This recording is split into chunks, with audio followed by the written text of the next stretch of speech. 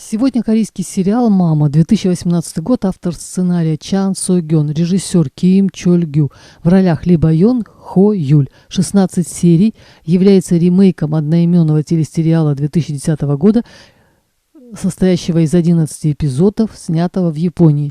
Сериал корейский есть на Ютубе. Японский сериал тоже начинала смотреть, девочка была там поменьше и посимпатичнее, а вот мама и приемная, и биологическая мне не понравились.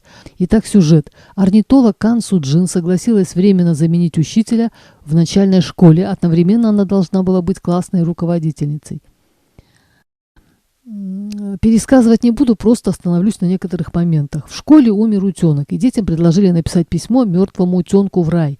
Девочка Хёна отказалась писать письмо, ссылаясь на то, что рая нет, и утенок не умеет читать ни живой, ни мертвый. Я призадумалась, зачем детям давать такие задания. Пробудить жалость и сострадание, как выразилась другая учительница, для детей это возможность выразить свои чувства. Так вот, эта девочка Хёна была изгоем в классе. Впоследствии выяснилось, что ее избивают родная мать и ее ухажер. Орнитолог на пару с другой учительницей жаловались в полицию, руководству школы, но результата не было. И однажды, найдя девочку в мусорном пакете возле дома, учительница освободила ее и решила увезти в Исландию. Вот о том, что с ними приключилось, повествует сериал.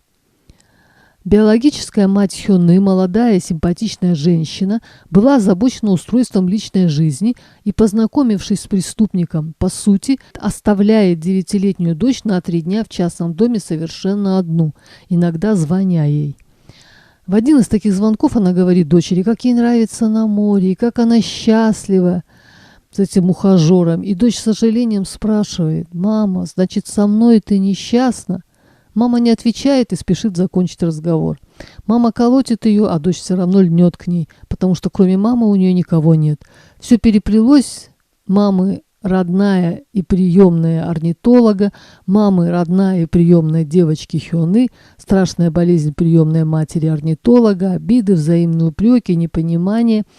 И что еще меня поразило, в финале орнитолога с приемной дочкой задержали. Состоялся суд.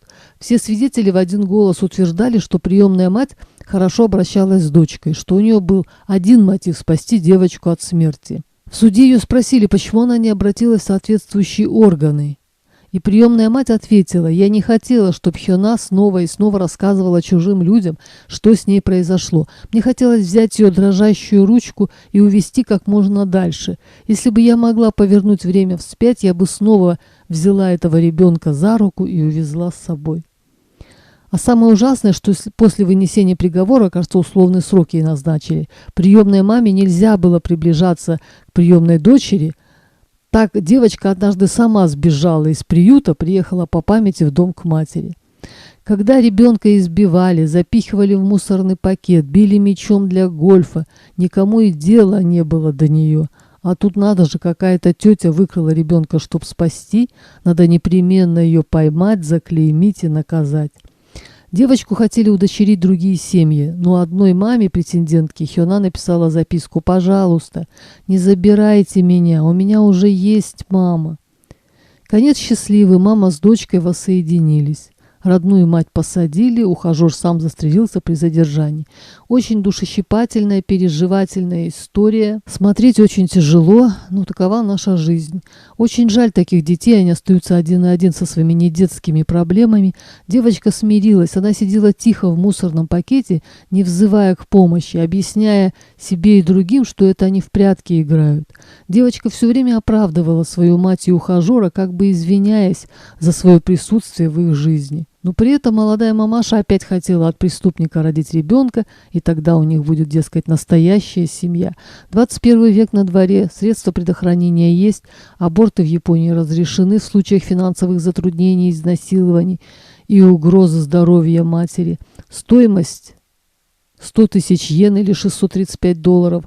За отказ от ребенка грозит тюремный срок. В Корее немножко все попроще. В плане отказа от ребенка стоимость аборта $660. С января 2021 года аборты в Южной Корее легализованы. На Ютубе есть канал молодой женщины. Ее мать не писала отказ. Она просто сбежала из роддома. Дочь выросла в детдоме. потом вышла замуж, родила детей, у них все хорошо. Ну, нам-то кажется, что у нее все хорошо, а ей, может, хочется голову положить на мамино плечо. Смотрю я японские и корейские сериалы, везде звучит тема, как тяжело и дорого растить детей. Трудно с этим не согласиться. На сегодня все, всем пока.